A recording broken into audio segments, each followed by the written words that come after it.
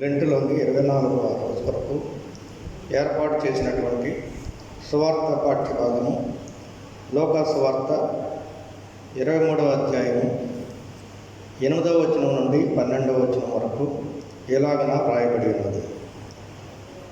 హేరోదు యేసును చూచి మిక్కిలి సంతోషించెను. ఆయన గూర్చిన చాలా సంగతులు విన్నందున ఆయన ఏదైనాను ఒక సూచక క్రియ చేయగా చూడ నిరీక్షించి బహుకాలం నుండి ఆయనను చూడగోరెను. ఆయనను చూచినప్పుడు చాలా ప్రశ్నలు వేసినను ఆయన అతనికి ఉత్తరమేమీ ఇయ్యలేదు. ప్రధాన యాజకులను శాస్త్రులను నిలువబడి ఆయన మీద తీక్షణముగా నేరము మోపిరి.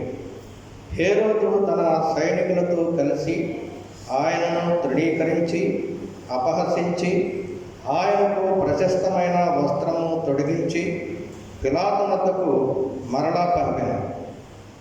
అంతకుముందు హేరోదును పిలాతును ఒకరికొకడు శత్రువులై ఉండి ఆ దినములనే ఒకరినొకడు మిత్రులైన.